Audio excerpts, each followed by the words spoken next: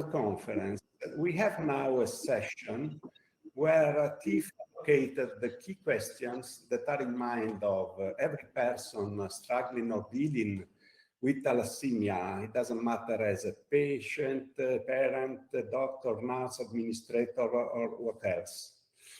And then to answer these questions, we have several panelists. A few that you read on the list cannot be with us. And these panelists cover their roles at the top, I have to say, as regard the experience and the professionalism. They are doctors, special type that is clinician with an international background, scientist and professor. And we have patient or parents or professional as individuals and also as representative of the patient at the best. So the setting will be a panel discussion, so no slide, no presentation. You will be crowded with them during the conference. So now, no slide. Here we have only, let's say, the natural way human beings interact at the best. That is to join the discussion with different backgrounds and opinions, point of view, but sharing the same, let's say, ethics. That is respecting, listening each other, discussing with maybe passion, but with the same motivation, that is to build and integrating each other to improve what exists today. So, as it is all live, Giorgio Costantino and me will act as moderator to keep just the topics, the discussion and the time in balance. So, let's move to challenging the international medical expert. So, Giorgio, please, may you introduce them? Yep. Good afternoon, everybody. With us, we have Professor John Porter and Professor Ali Taher, I will be questioning as with my first question. And maybe Professor Porter can answer my question. It's regarding blood transfusion therapies. So, in your opinion, will the world be in a position to appropriately and timely address the blood needs in terms of adequacy, safety for transfusion-dependent patients? Thank you. That's a very big question. And at the moment, the data as to the accessibility of blood transfusion for thalassemia patients worldwide is not impressive. If you believe that the data is less than 20% of patients get adequate transfusion when they need it in a timely way. Some of that information is a result of countries like China and India, where distribution of blood is less well developed than in Europe, for example. However, big advances are being made, I know, in China, in terms of allowing blood to be available to patients, but they start from a very low base. So I think that over the next 10 years, shall we say, there will be improved accessibility in countries outside Europe and North America. However, there's a long way to go. I think the other advances in thalassemia may help a little. So if we have more allogeneic transplantation, we have gene therapy, we have other treatments which reduce the need for blood, that will help a little. But I don't think that's going to be enough in itself. And I think we need to develop blood transfusion in all countries where thalassemia is prevalent to allow better access for patients. By 2030, will a proportion of the global patient population be transfusion independent? Will this be possible, and how will this be achieved? I think you started mentioning something, Professor. Yes, so I think there are two ways to answer that. One is scientifically, and the other is politically. So scientifically, I think that bone marrow transplantation will become increasingly available because of matched unrelated donor transplantation being better and being less dangerous. However, politically, the challenges are in affording that and allowing the money to come through so that more patients can have that kind of treatment, even more so with gene therapy. So it's pretty clear that gene therapy works, at least for in a period of 5 to 10 years. But again, whether the monies can be liberated to treat large number of patients, I'm skeptical at the moment, but I'll be interested to hear other people's views. Dr. Tucker, could you answer those questions again, the same, or do you have a different opinion? John, that blood transfusion is really not available to except to 20 to 30% of the world population, specifically in areas of limited resources. And I do believe also that blood transfusion would remain the main treatment for thalassemia major or transfusion-dependent patients for maybe the coming 20, 30 years, regardless of all novel therapies, gene therapy, or bone marrow transplantation. So to me, I agree with John that what we need is to provide safe blood transfusion and availability of blood transfusion, which is by far less cost effective than all the other therapies that we're talking about, until other therapies will be available. So I do believe that, good transfusion on time, safe, with good chelation therapy would remain to be the treatment and should be the treatment of the majority of the patients worldwide before we start moving into other therapies that will, as John said, political, economical reason will take ages to be available to the whole thalassemia population. Thank you. 30, which is your proportion of global patient free of transfusion? Let's say you said you are not saying zero, no? Yeah, first of all, I was answering the first question of John, which is about TDT, not the second question. Now, I don't think that, in parallel of what we're talking about is to become transfusion-free is to either do a bone marrow transplantation or to do gene therapy. These are the only way that these patients will become transfusion-free, regardless of even with the novel therapies that we are using now, the patients are not becoming transfusion-free. We're decreasing the number of units, we're prolonging the visit, but they were not. So to become transfusion-free means that these should be available to everyone. Do you think that these can be available to everyone in 10 years? For sure not at all. I don't think so. So this is why I keep on saying that safe availability of blood and good chelation would remain to be the answer for treating our patients all through these 10 to 20 years, maybe plus or minus. Professor Porter. I agree completely with Ali. I think if you were to ask us to put a figure on the proportion of patients who will be independent of transfusion in 2030, I think you're then going to pull a figure out of the hat. But I think it's going to be quite small for economic. Fine. So I think we could move to the next topic, that is the iron, and in particular the iron load monitoring. So the first question is, will iron load monitoring remain a cornerstone of the clinical management of thalassemia in 2030? Professor Taher. I don't know why we're highlighting 2030. We're still in 2021.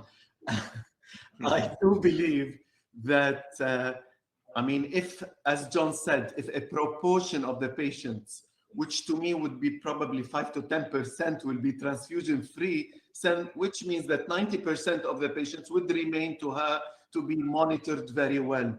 So as long as transfusion therapy is the therapy for the majority of the patients, then in 2030, the majority would need to be monitored. Now, whether in 2030 we will have easier ways, better ways to monitor, then this is another story. But I think that all patients need to be monitored for iron overload, specifically that they will remain mostly transfusion dependent.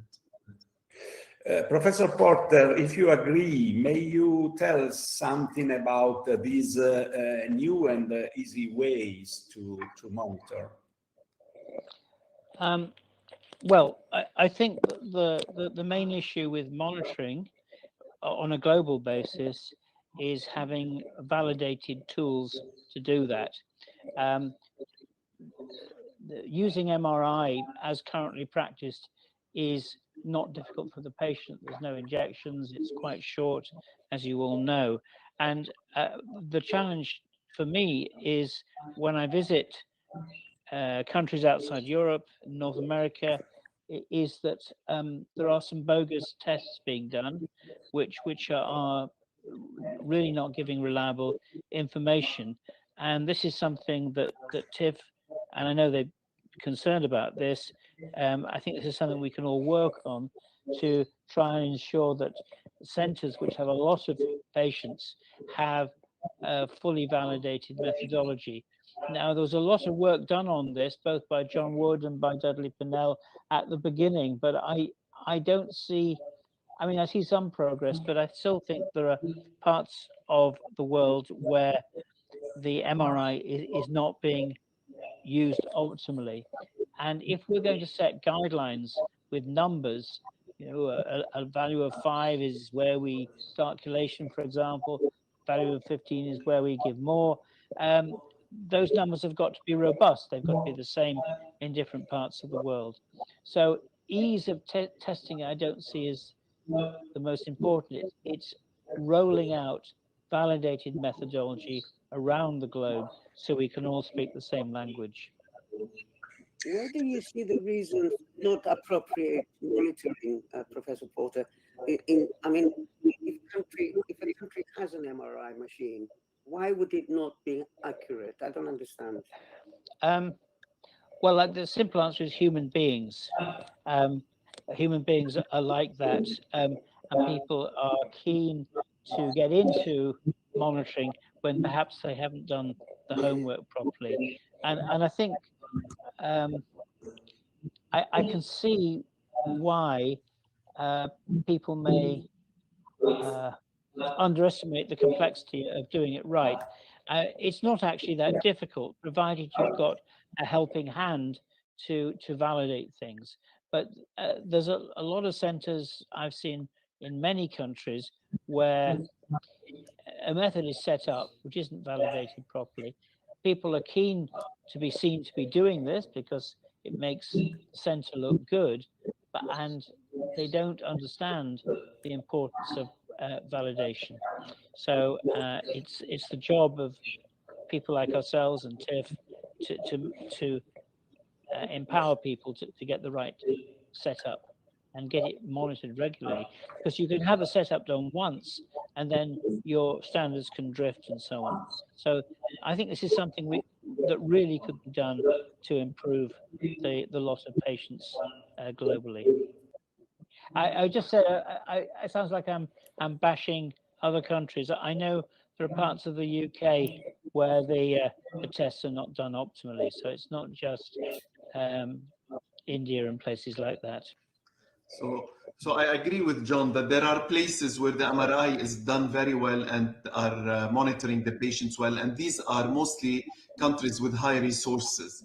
There are other countries with high resources where it is not done very well, and the MRI is used as a business for the hospital or for the place where, because it is money generating to the whatever, to the place where they're doing the MRI without being validated very well. And there is the third part, which is our part of the world or areas of limited resources where it is not really availability is an issue, and training, the software training. And as John said, that it is not, I mean, you validated once, but you need to keep on validating, and you need to monitor with the phantom and make sure that the system is right. And this is in our part. I've asked if a few years ago, at least we need to map the areas where the MRIs are available in different countries and suggest places where these MRIs can be used and need to be validated. But even I want to mention something, Antonio, it is not only MRI. In certain areas of the world, you need to validate serum ferritin, which is the only test, and it is in 90%, probably 80% of the world, serum ferritin is the test that is being done to monitor iron overload. And still it is not validated and being done perfectly well. So I think we need to, and if for 10 years we're going to give transfusion, then it means very well that we need to start not only with an MRI, with a good serum ferritin, a good methodology of doing it, with a trend of serum ferritin, and then divide the world into limited resources, no limited resources. Sure. And for 2030, just to say for the next future, at least for serum ferritin, do you guess important improvements, let's say worldwide, or not? I think this depends on TIF and the how much TIF is really trying to work on this. My fear is always that as human beings, we try to look into the modern and novel things and forget about the basic things. So I do believe, since thalassemia is present mostly in the third world and mostly in limited resources, I know that there is migration now and it's in Europe, and however, the number is there. So we need to think of the simple things. I mean, we've been talking about luspatercept, gene therapy, CRISPR, all this, and we're forgetting a simple test, which is serum ferritin. I do believe that it is the role of us, as John said, and TIF, and the societies to try to also take care of the basics, which remain to be the most important issue for the coming 10 years, till probably 2030. Okay.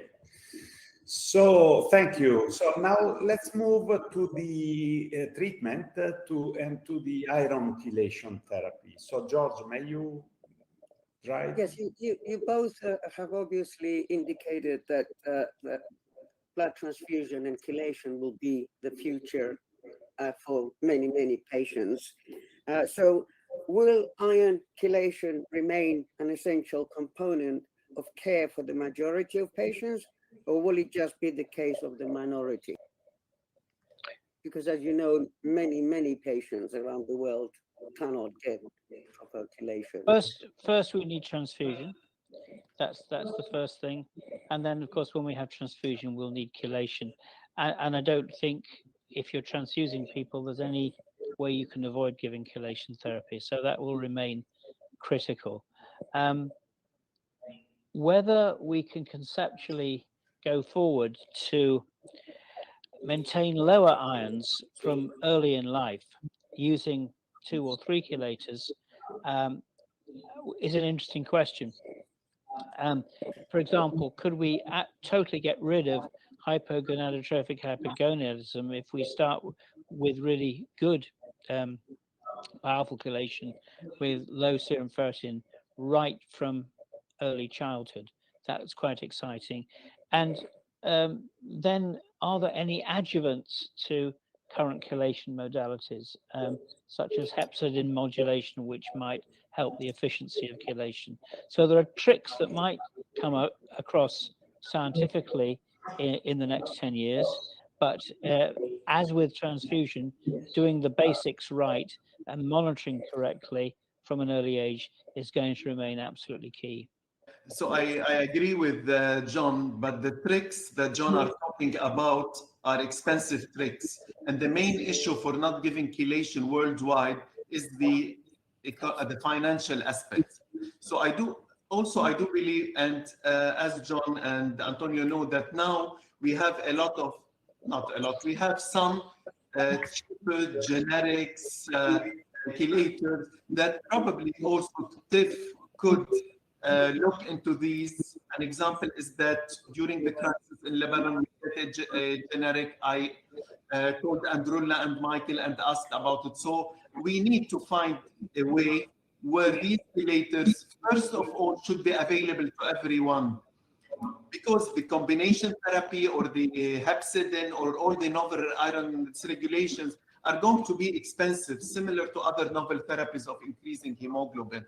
So a simple chelator starting early in age would be still the answer for the majority of the patients. I'm sure Antonio and John will agree.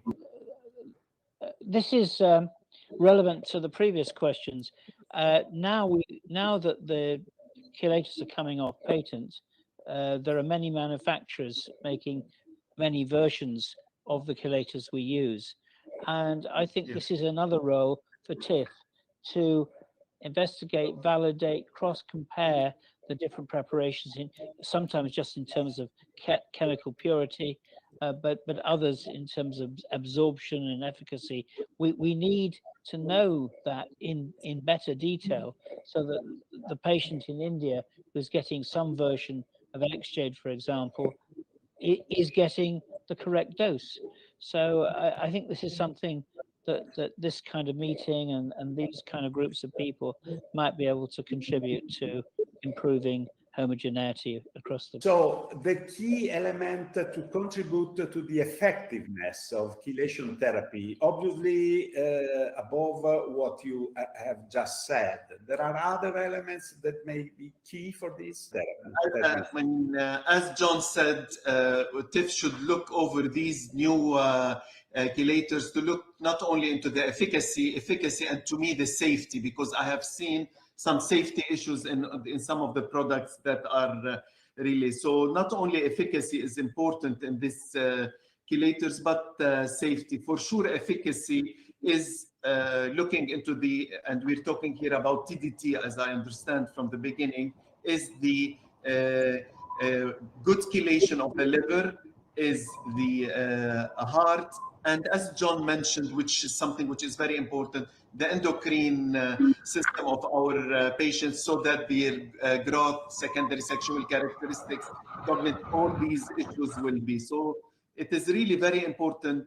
The efficacy is to reduce the morbidities of these patients, or not to get them at all, if we start as early as possible with a safe profile of the chelators.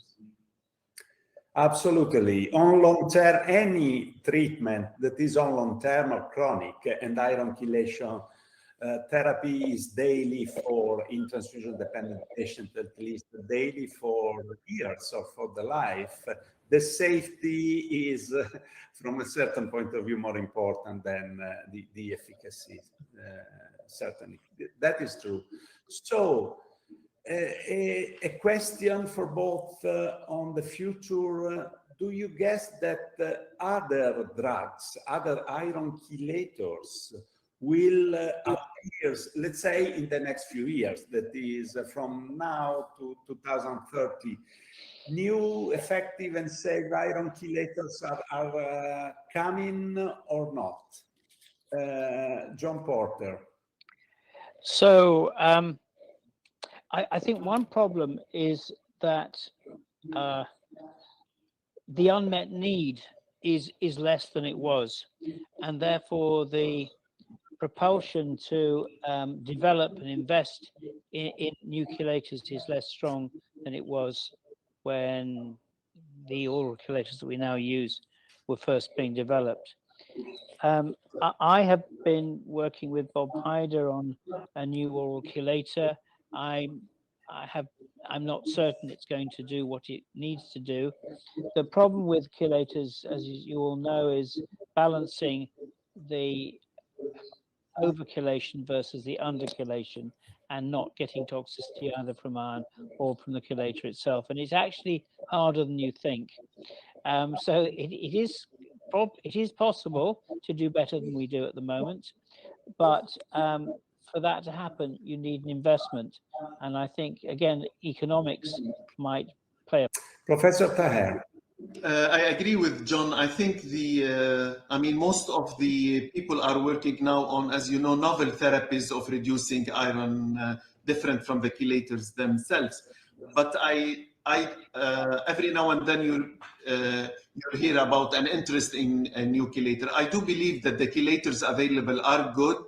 I do believe that maybe a change in the formulation, which is something that has been done, for example, in XJ8, for example, having this, from moving from dispersible form into a film coat, or from deferiprone having a tablet, which is a higher milligram tablet, which you could, instead of taking a lot of tablets. So because in chelators, as you know, Anton, the most important thing is the availability, safety and efficacy, and then compliance, because the majority, I mean, it is available in some parts of the world, and it is available in the third world, yet there is a compliance issue. So maybe the formulation or the way giving it should be easier so that the patients would be more compliant to the...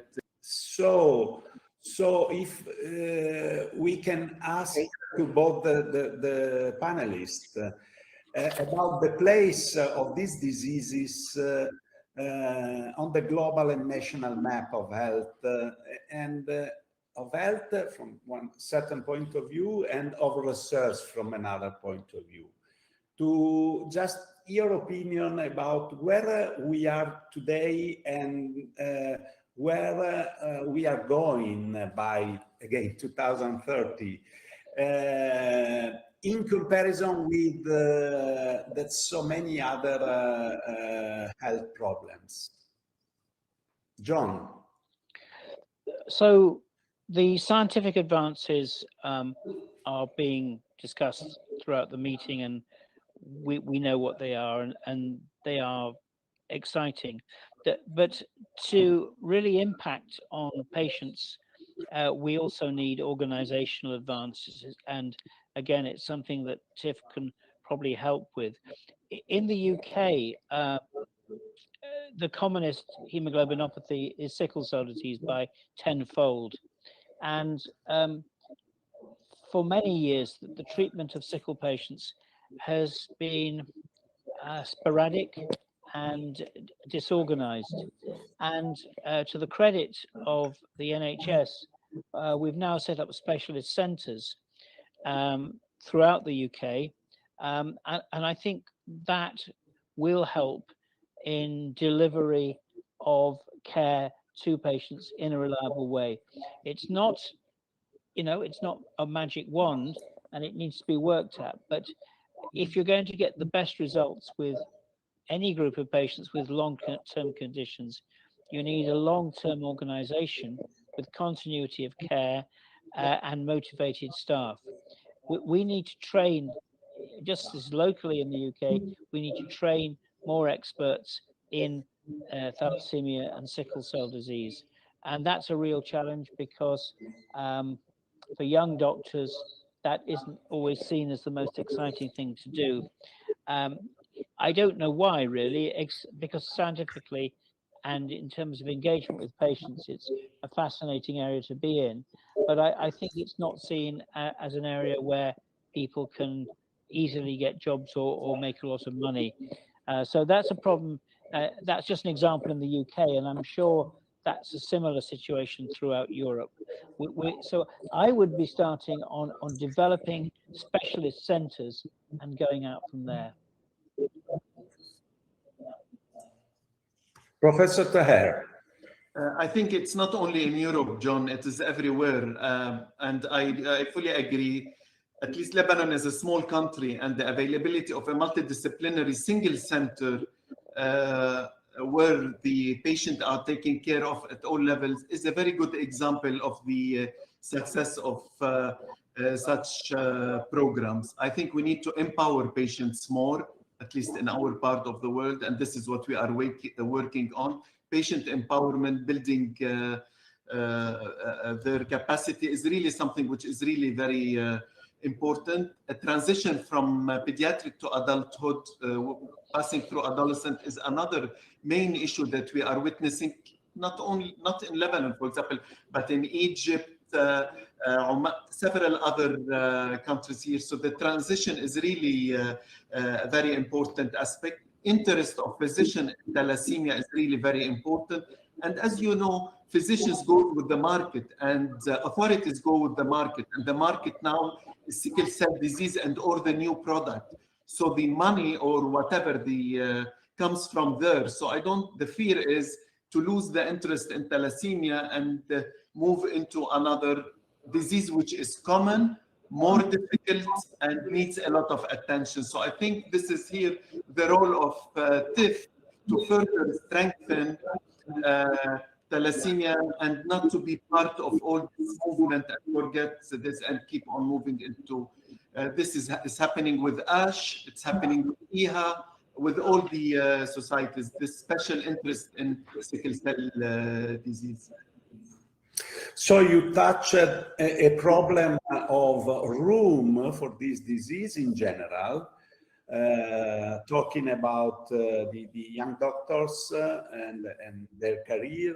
And you are talking also about, let's say, some sort of competition from one point of view within this group of diseases with sickle cell anemia and thalassemia in some way. Yes, that is obviously interesting, very true from the financial point of view.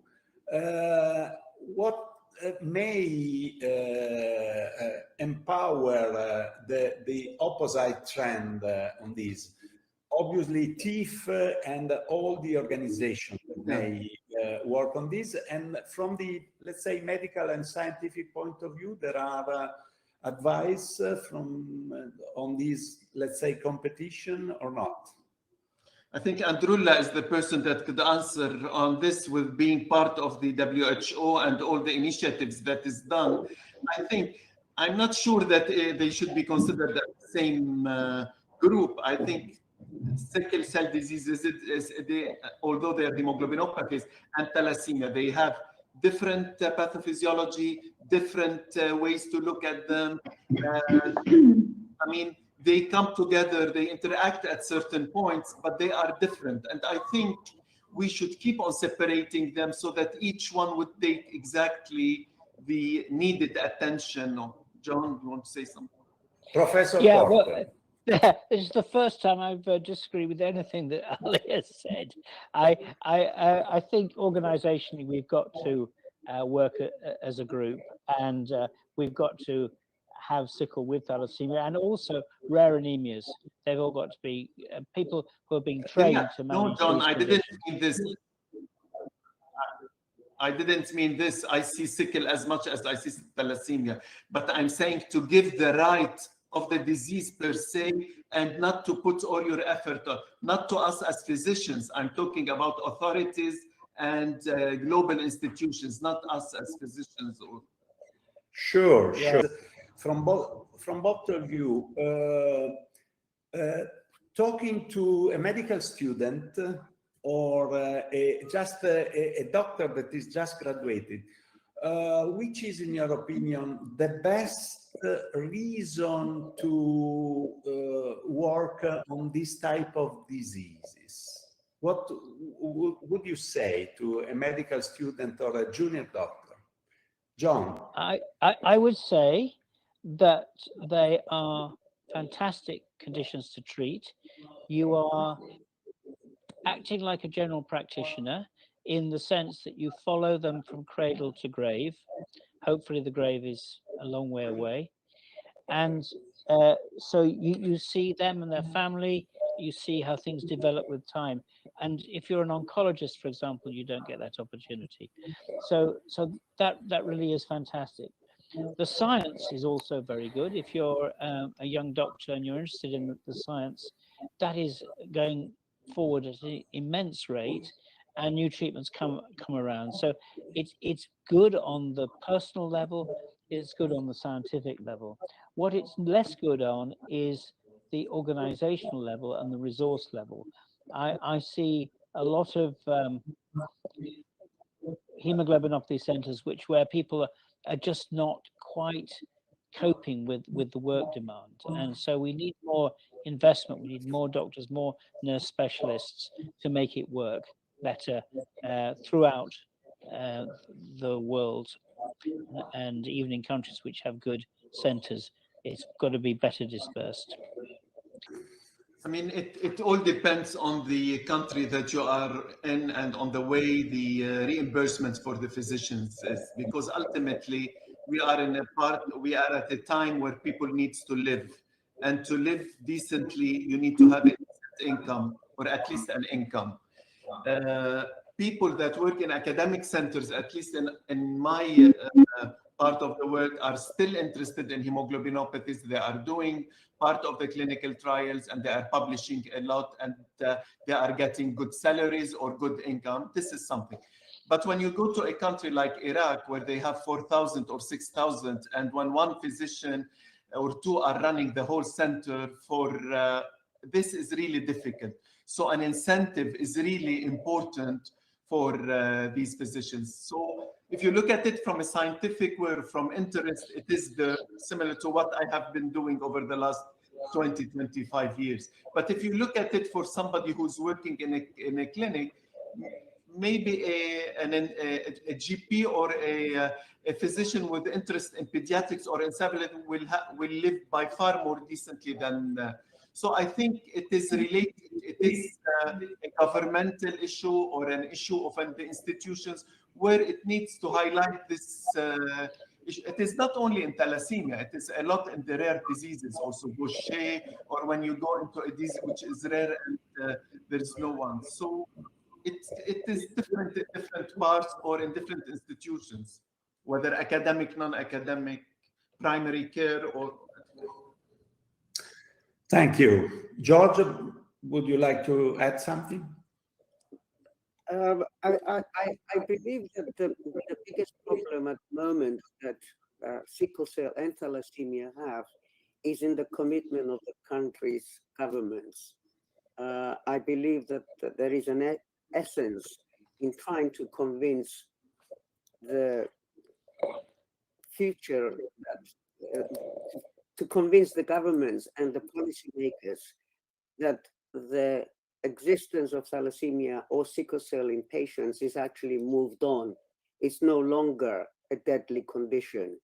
And even though many Western European countries or Western world believe that this has moved on, that in many other countries of the world, this is not yet, it is not yet believed that thalassemia or sickle cell is actually now a condition with future. We're still at that level. I don't know. George, My concerns, how do we prove them? George, can I comment on that? I think the idea that thalassemia is a treatable condition, a manageable condition, has come across to regulatory bodies, but that can be used in the wrong way. So, for example, when we were trying to make the case for gene therapy, or even luspatercept, they're saying, well, there's no need to do these new things because you're telling us that treatment. So why are we going to pay for it? Well, you know, why are we going to? So we've got to be careful how we use that information. So that is very good. Thank you for this discussion. So now, George, do you think that it's time to move to the topic that is the access to innovative treatments, please? Well, exactly, appropriately from what Professor Porter has just said. So for access to innovative treatment, there you go, the financial aspects is exactly our biggest problem, because even though we have got gene therapy available, or luspatercept available, no country has yet at the moment been using it, even though they are both licensed. but financially, it seems to be the biggest obstacle. But apart from the obstacle of finance, what do you think are the other main challenges that hinder access and availability of these innovative methods? Dr. Taher? So first of all, these are all the data is new data. We need further data on also safety and efficacy. Financial part is really the most important part in the access to these novel therapies. Choosing the patient to me is the most important thing, regardless if these are registered in my country or not. For example, in Saudi Arabia, they are luspatercept is registered, and now I'm with the ministry there trying to see who are the patients that should receive. We need to answer these questions. And Antonio has been, and John, in phase 2, before I've moved to the phase 3 trial. So we still do not know who are exactly the patients that we should choose, for example, to take this. If you just ask, should I give all my 1,200 TDT patient luspatercept? Yes or no, I don't know. Who are the patients that should do gene therapy? I will depend on the small data that is available. So it is not only the expenses, it is the time needed so that we could see what are the variables in our patients that will allow them, or that will be a good, we can predict a better outcome for them if we use this, because cost effectiveness ultimately is really very important. I would much prefer to give safe, good blood and very good chelation for my patients in the same cost of 1 or 2 patients that would do gene therapy until I get further and better data or cheaper novel therapies. I think that maybe we could be thinking about hierarchies. So with luspatercept, for example, can we identify a group of patients who we should really prioritize? For example, a thalassemia, a TDT patient is becoming increasingly difficult to find blood for. That is an obvious one. And we can really pressurize health authorities to make that available. There are some people, it's really difficult. And it's the same with sickle as well.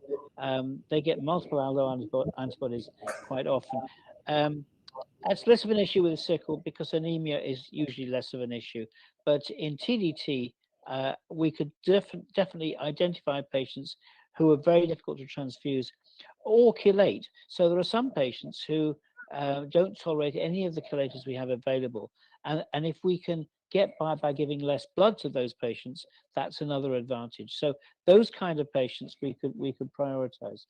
And then within the patients, the big mass of TDT patients, the data from the BELIEVE study do suggest some degree of genotype to phenotype type effect. So the beta zeros do less well than the beta plus or beta zeros. Now it's not clean. You know, you're going to get people in both categories who do or don't respond. And I think probably what we have to do is adopt a dynamic approach. Try patients, see if they respond.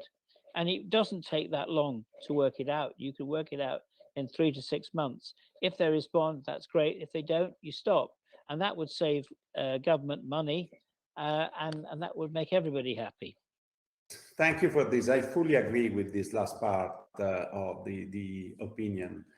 And let's move for a moment to gene therapy and to think about what happened, as most of people know, that is the first approved program of gene therapy for thalassemia and sickle cell disease, at least partially, let's say in Europe, stopped and then withdraw due to a mix of cost and safety.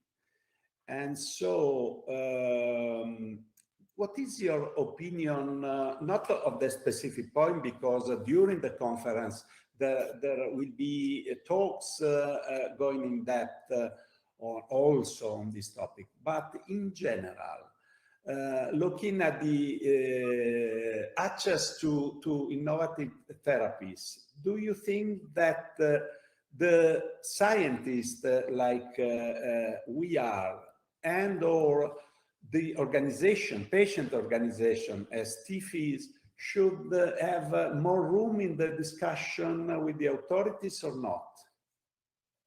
Professor, a UK person can answer these questions. To me, cost would remain a very important issue in my part of the world. I mean, I don't think that I could negotiate with our ministers or in the area to move directly into gene therapy with all what data we have now. To me, I think it is not fair on the government itself, on the patients itself. I would really, as I always say, like to treat all my patients before I move into such an expensive treatment. Once maybe the data is available more and there is a cheaper price for whatever, I think. I mean, it is really prohibitive. Professor Porter. So, yeah, maybe I could answer this question in a similar way to the last question. It may be that we can prioritize patients for gene therapy on the basis of immediate need. For example, if a patient doesn't have a donor, an allogeneic donor, and is becoming untransfusible for various reasons, the case for giving gene therapy becomes more persuasive because you're giving an absolutely immediately life-saving treatment. Whereas if you keep people going with chelation, you keep them going. So I think there would be subsets of patients where you could demonstrate strongly that there's no alternative. And I think that may be a way we can start working with the authorities that provide the money. So that would be an approach I would think of. Okay, thank you for this. So let's now move on to the asking to the representative of the patients. Now we have other panelists joining with us. And so that is Mrs. Taneya, Ms. Manwood, and Mrs. Zachar, with George Costantino too. Thank you.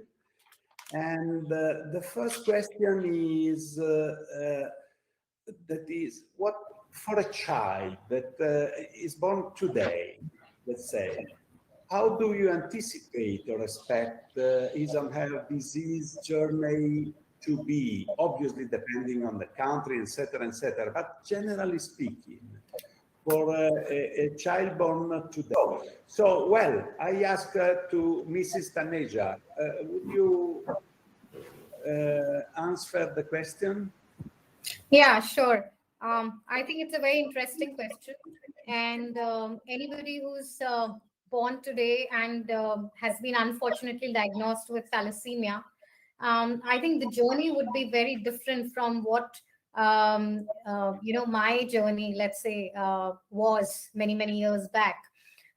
So to start with, I think parents would not have to explain so much about thalassemia in the first place while seeking a blood donor, because today, even in a country like India, I know it differs from one state to another state, but mostly people know a little bit about thalassemia. So when you're talking about a voluntary blood donor, they may not have to explain so much. Then there is a concept of, at least there is a concept of save blood. I mean, people know that if possible, we should ask for, let's say, blood screening. We should ask the right questions. Then there is a concept of daycare center, which to my mind was missing even, let's say, 6 years back or 7 years back. But today people know that there's something called thalassemia daycare center.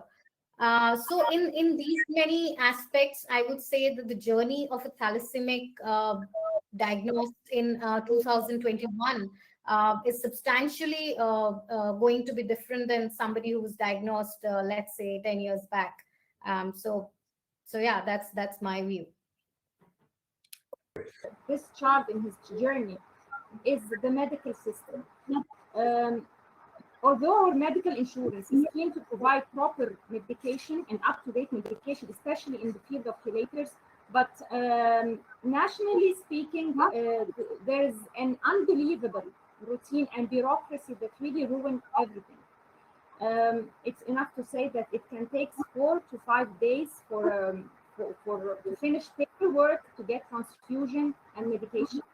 And I will not explain how this reflects on the psychological and financial status of the family or even the child. I can just ask you one question. Which organization or employer or even a school can tolerate all this absence? So I guess we all know the answer. So back to the child journey. Unless the family of this child is very well educated about thalassemia, this child will not be fully compliant and will face some of the complications of the disease. And later on in the slide, the child will be an adult, yes. He will face a lot of, again, medical and administrative problems due to the absence of multidisciplinary Sure. Let's hear also some other voices on this question. So, Ms. Nehmud, are you able now to tell us your opinion? I would say that I somehow agree with Anuva, but the journey in today's world for Pakistan, it is still very hard and still suffering. We are still struggling for safe blood transfusions and iron chelations. And the patient born in a village or a suburb area, they are not able to have access to a thalassemia center or a proper facility. So it is still hard. But if I go back to 10 years or 15 years, it was hard to diagnose or have any awareness. So it is better now that we have TIFF, we have Faith, we have many other even social media channels too. That in today's world, when a new patient is diagnosed, they reach out to us or TIFF or other different media, and they can get the knowledge and have access to better treatment. But it is still hard, I would say. Very good, thank you. So, Georgia, are you willing to add something on this? Well, yeah, I believe that it will be greatly depending on where they're born, which country they live in. In a country where treatment is available, I don't anticipate these complications such as diabetes, liver, or heart complications to be giving them a hard time. The treatment will be similar with blood transfusions, iron chelation treatment, but there may be many options for improving treatment and even cure, as we heard earlier on by the doctors. Hopefully patients will go through this disease journey with minimal complications and with right support will grow up with no psychological problems related to the thalassemia. The biggest problem will be if treatment such as gene therapy becomes available, on whether it will be given, it will have access to all the countries around the world. Let's do the same for a patient, a nodule patient today. So, how do you anticipate or expect to see life changed by 2030 or something so? And what would you like to see dramatically improved in this period? Please, who is willing to start? Yes, please, Mrs. Zatar.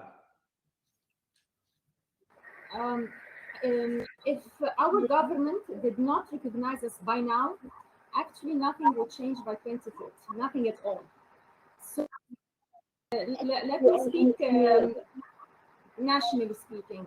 There are studies done by Professor Mishlawi saying that the number of thalassemia patients are increasing in Egypt, and that's due to the absence of prevention and awareness programs.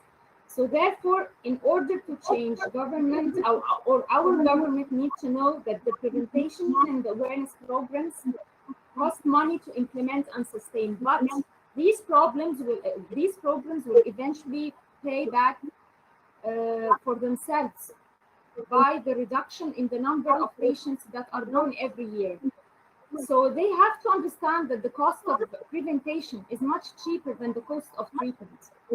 And not only these programs will stop the birth of more patients, but it will allow government to give the proper optimal care for the existing patients, which will definitely, and I think that's a concern of every government, that will definitely, these patients, this optimal care will be reflected on their health and thus become like more productive members in the society. Thank you. This is an example of what is the needs that is, and I guess that are very similar to other countries. So let's hear the other panelists on this briefly. So Miss Memo, do you agree with this? And what is your opinion?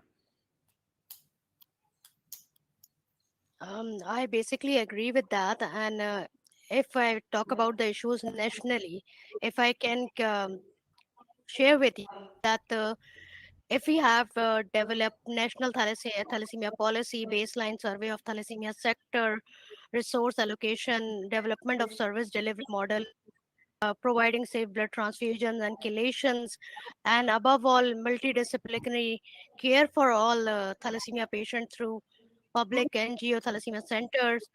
And like Manal said, that they can have us prevention, that would be better, because the treatment cost is very high and no one can afford.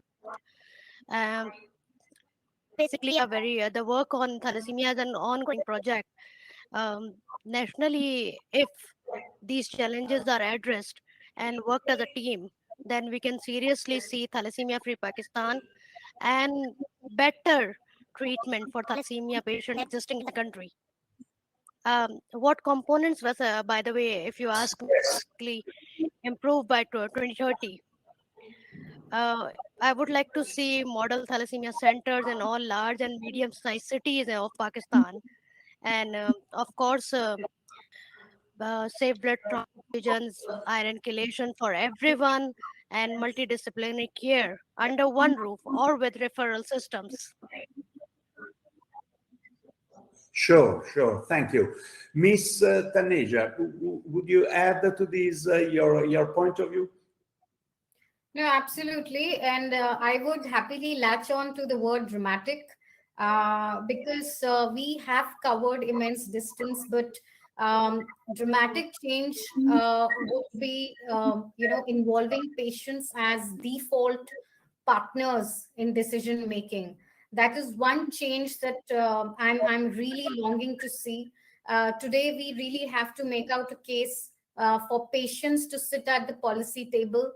We have to do a lot of media advocacy. We have to send representations to the government to tell them that we know our business the best.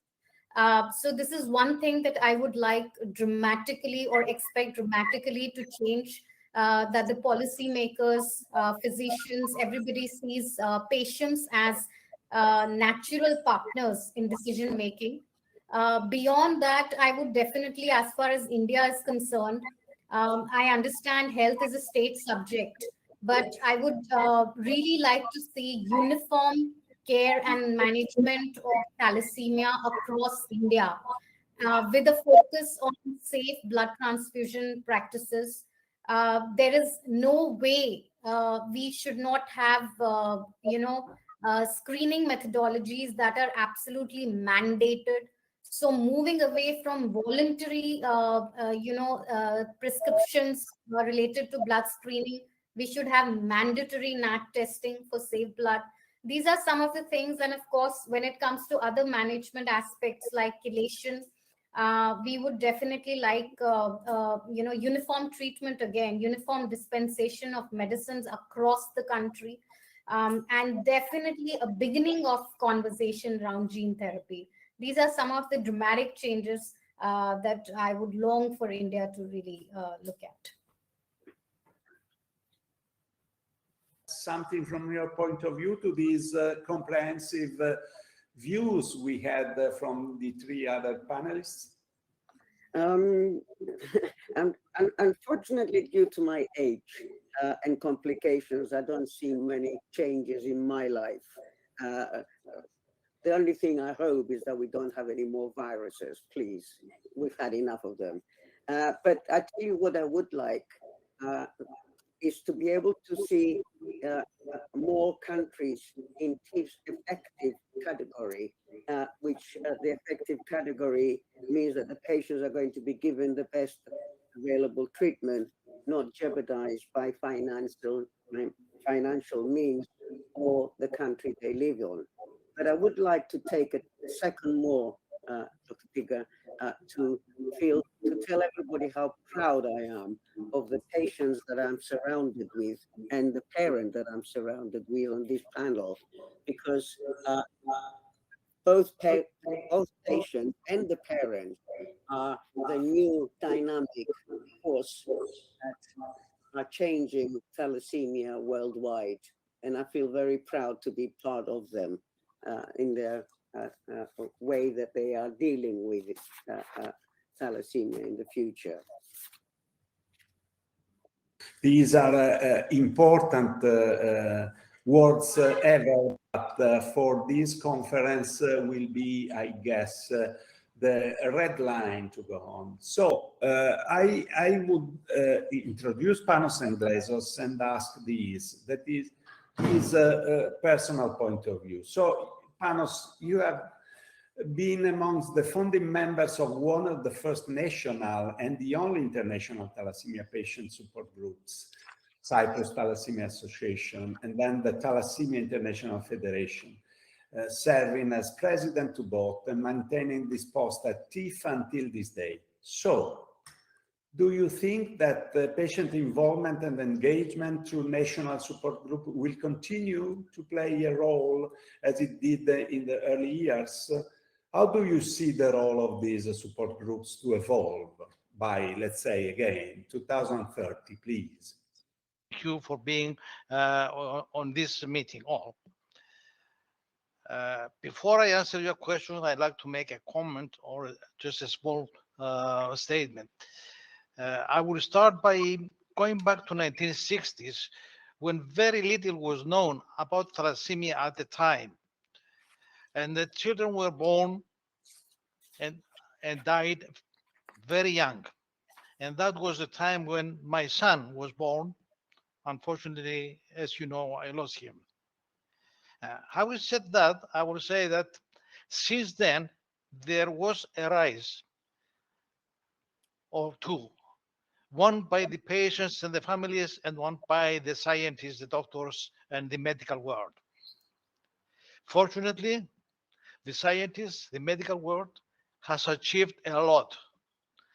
From a disease that led to an early death with no treatment at all, now we have, they have turned into a chronic illness, and as we believe, and there are signs towards this, that the total cure is around the corner.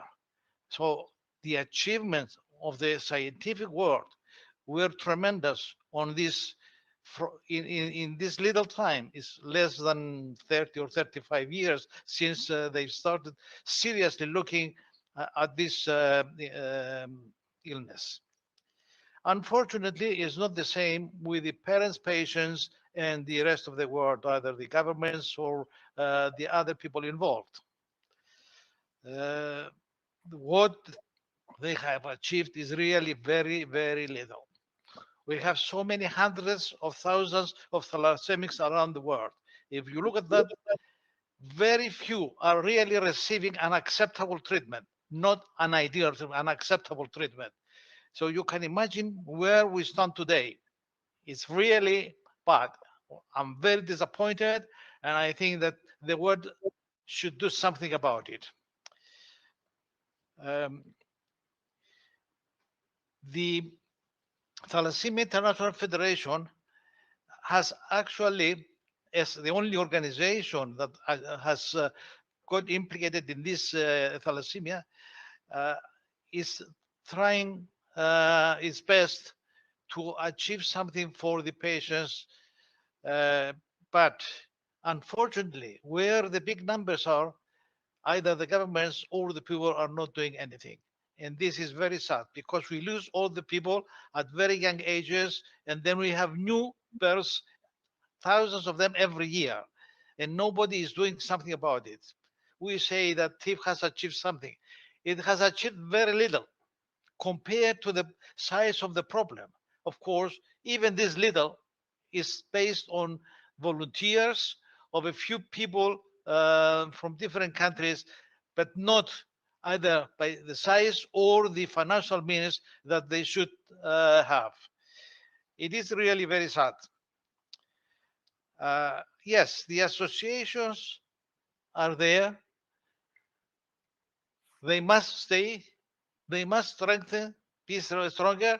And where there are no associations, we must try and create associations. As we say, where there is a strong association, the management of thalassemia is in a better state. Where we do not have a strong association, nothing is moving, nothing is doing. The patients and parents and the world that is really interested are doing their best. Is not enough because unless the authorities, the proper authorities of the countries, take over the problem in their hands, is very little that can be done. It's not only just the interest, it's not just the knowledge, it's the financial status as well. And thalassemia is a disease that needs to be treated. A lot of money. It's an expensive procedure for the children to keep them in a good state. And to answer your question is that, yes, Thalassemia International Federation is here and will have to stay for many, many years and not until the year 2030. Thalassemia will stay for many years. It will be, it will not be disappeared in the next few years. Thalassemia is going to stay there for years. And we need powerful associations, powerful groups of people with influence to work on towards the prevention, treatment, and offering a normal life to our thalassemics. This is my idea, and by giving me this the floor now, I'd like to mention another thing which is outside the question you have asked, is the pioneers or some of the pioneers that have really devoted a lot of time, most of their lives, and they have achieved something, and they are not with us today to get the pleasure of what they have done. And this is Calanello, Vulo, David Wetherall, and Tollis from Athens. And I'm sorry that they are not with us because the achievement is so big. The things have changed so much in the benefit of thalassemics and towards the work they have created and they were working on, that is a pity not to be with us to see the results. My idea is that we need everybody, either it's authorities, decision makers, doctors, medical staff, people, but also the parents and the patients to work very hard on a very programmed and well well-studied way, because thalassemia is there to stay. And what we say about other therapies or the treatment is here is very near. That will take a long time, and even then, children with thalassemia will be born and they will need the treatment and they will need to be cared of. Thank you for being with us. Thank you for giving me the floor. Thank you for this paramount point of view that is, as ever, realistic, and so you put some set points, just not to forget, but also you see the hope in everyone. Thank you very much. So may I ask you now, Dr. Angastiniotis, to take the main stage and George Constantinou to interview him, please. Yes. Dr. Angastiniotis, can you hear me? Yes, I can. Okay. Obviously, you're being one of the pioneers for the development of national control programs since 1970 in Cyprus, and of course, as WHO consultant, and of course, as a chief medical advisor. In your opinion, can these models continue to be applied and adopted by other countries? Do you think that 2030 will be a year that hemoglobin disorders will be placed as a priority in the national agenda and development of disease-specific control programs? What do you think? I guess, George, that what you're asking me is whether the models that were originally started in Italy, Greece, Cyprus, and in the northern Mediterranean countries, whether these can be adopted. My answer is going to be very much like the comments made by Panos and Glezos earlier on. And the answers have been hinted to by many others. First of all, these models are actually models of a comprehensive approach to thalassemia, prevention as well as good patient management. And whether these models can actually be applied, remembering that over 83% of our patient population lives in low income countries or moderately low income countries that have many health issues to deal with, that have organizational issues as well as economic issues. So it is too optimistic to expect that comprehensive services can be developed or disease-specific policies can be prioritized in all or even the majority of affected countries within a decade. But at least we can hope for significant improvement in many. It must be remembered that what we're talking about is complex services in terms of specialized centers with multidisciplinary care, with technology, and with clinical expertise.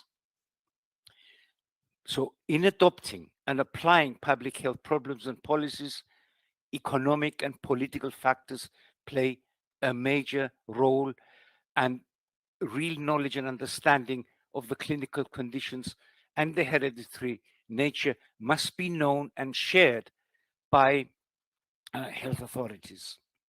So basically, we need to work together if we're going to achieve anything. This is where the patient's voice and strong advocacy can help to remove the barriers. For such advocacy to be effective, the medical community should be an active partner. So healthcare professionals should be both educated and dedicated to achieve the best possible patient outcomes, and a doctor-patient partnership needs to be strong in order to gain community support and the attention of health authorities and policymakers. So even with these factors working together, economic and social development is necessary, but it is a slow process. And the question is, as Mr. Panos and Glezos said, can the patient community of these countries really wait? only organized associations within countries and including TIF can hope to bring results. And this is something that we must persist. I want to remind everybody that advocacy needs to be armed with facts, epidemiological data, which must go hand in, which must be at hand to present to authorities. Professionals need to develop registries on a national level in order to get such data. So basically, we need to be organized as well. It's not just the countries. So quality improvement, I believe, is a science in itself. We need to have standards which will optimize results in all aspects of thalassemia control. And the question is, can these standards be applied to all countries? The answer is, it's difficult, but we need to work together. We need never to give up. We must work together in a unified effort. I remember an old TIF slogan which said that unity is our strength. So let's revive it. Thank you. Okay. We have Dr. with us. I think if I can ask him the question that we had set for him. Dr. Lugopoulos, can you hear me? Yes, I do. Thank you. Okay. What is in your opinion about the progress of the management and prevention to date, and how do you foresee the future? What do you see happening by 2030? Yes. Thank you for giving me this opportunity. Practically, what Michael Gassignotis has said is, I fully agree, and that's the meaning of my own intervention. But anyway, although I don't want to be provocative, but I think that we should put the prevention schemes and the effort into the major goals of TIF for the years to come. Because what has happened now is that with all those new advances, so even the good quality of treatment which was discussed previously, and the technical advances which are expected to occur over the next years, we create two benefit from the advances and those who will remain far from them in a hopeless fight against their misery. What even worse, the number of thalassemia patients is going to increase because the noxogens continue being with us. I believe, therefore, that effective prevention should become the major goal of TIF efforts over the next years, in the hope that by the year 2030, I think, George, that even if not ending his speech, but I guess that the message was very clear. So I think we could move on with the last panelist, that is Dr. Androula Lefteriou. So, Androula, you have been involved with TIF initially as scientific coordinator and later on as executive director, and with an extensive scientific background. So, your opinion, what do you anticipate to see in the next future regarding the place of hemoglobin disorders on the global and national health agendas? And another question, the final question is, what's about an international patient support group like TIF? What TIF will need to adjust or change its role so to continue to support improvements? Well, thank you very much, Professor Pica. And your question brings memories, thoughts, and feelings many decades back when I started working with thalassemia patients in my capacity as the head of the Virology Center of the Cyprus Ministry of Health, it was at that time that I have begun to learn how patients and families have contributed to improvements in prevention and care of thalassemia in Cyprus. And it was then when I started volunteering in the work of the National Thalassemia Association, and then learning about the existence of the Thalassemia International Federation headquarters. So indeed, you're right. I started working for the educational program of TIF in the context, coordinating, in fact, its program.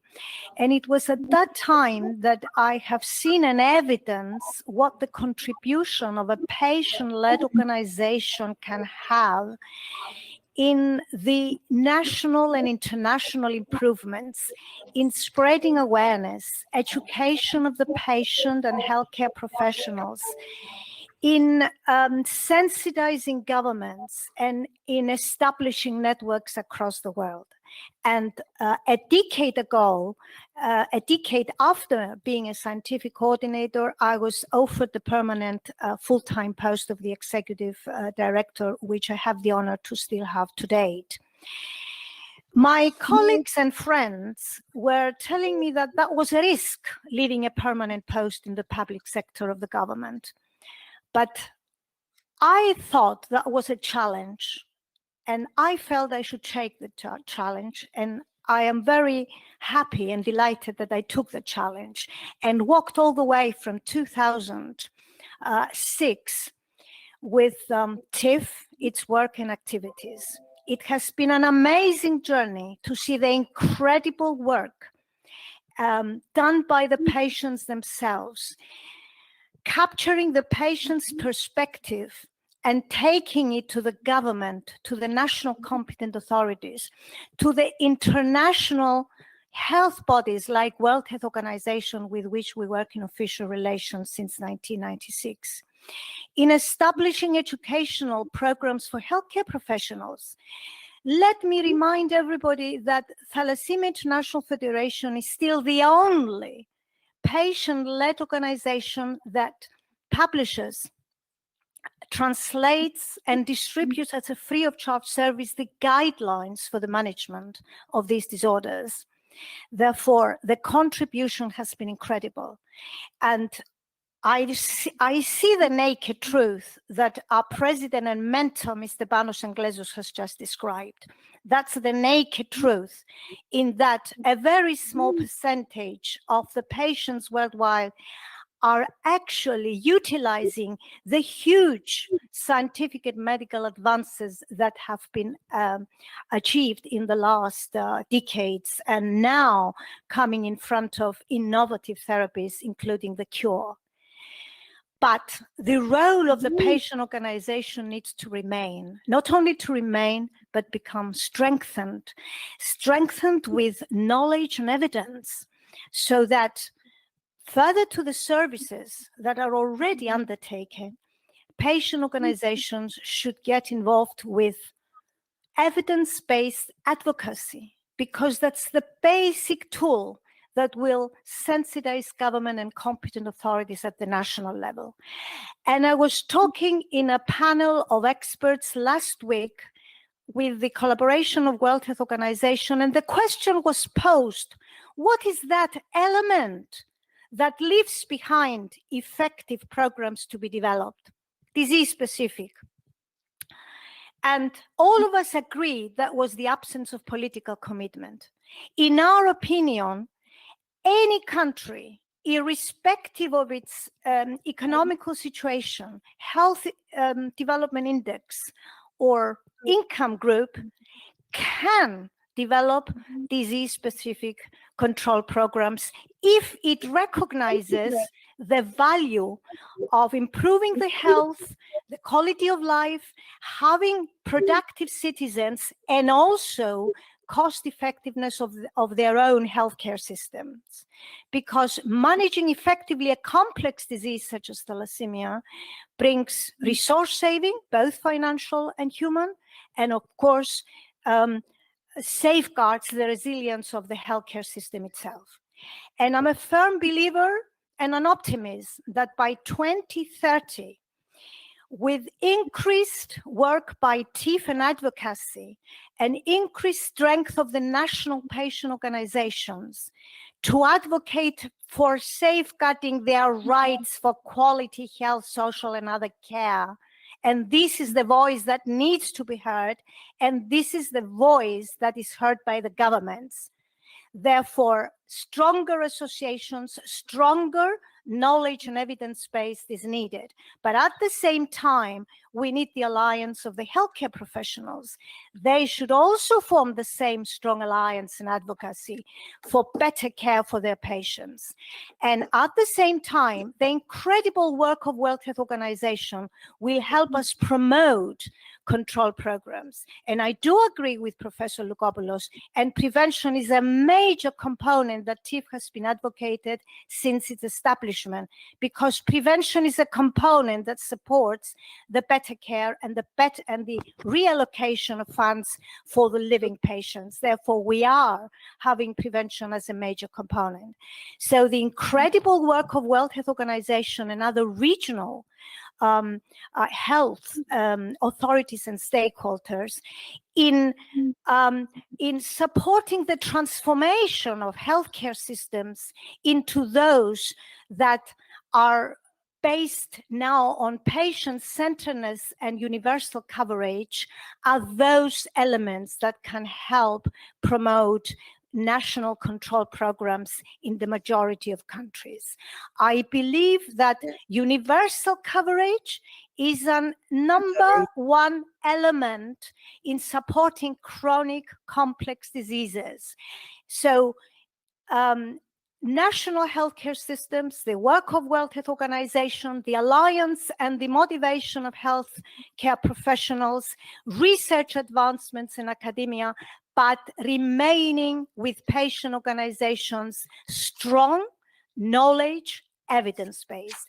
Synergies are needed, many synergies, disease-specific with other disease associations like rare diseases, rare anemias.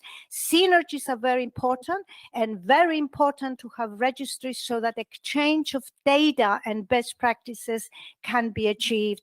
Because without solid data, you cannot sensitize the government and you cannot provide your cause of supporting patient rights. So I am very optimistic that by 2030, we will have an even stronger Thalassemia International Federation, which will improve its services to become, to have advocacy and advisory roles to the governments and to the national health authorities, and a bigger alliance with healthcare professionals and international official health authorities. I could talk for hours about all these aspects, and I tried very hard to refrain from interrupting and interacting when conversations were online. But I am a true optimistic of the future of hemoglobin disorders. Thank you. After you and for this comprehensive approach, and we need now to go to the conclusion. I have to thank all the panelists, including Professor Viprakasit, that was able to join us, unfortunately, only at the end of the panel, and also my co-chair, Giorgio Constantino. I will use a few words to summarize, because the flow of this keynote panel speaks by itself. There has been some technical problem, but because this has been all live, so but we were able to touch many very important points: standard care, treatment, new treatment to be cured, and for all, unfortunately, today the key words is still disparity. So problem of access and disease. But I guess that there are many resources, starting with the human resources. We do represent today here to go on and to improve the system. Obviously, putting together care of the patient and prevention, because they must travel twin and together to have very good results on long term. Thank you to everyone. A good continuation in this very important conference. Thank you.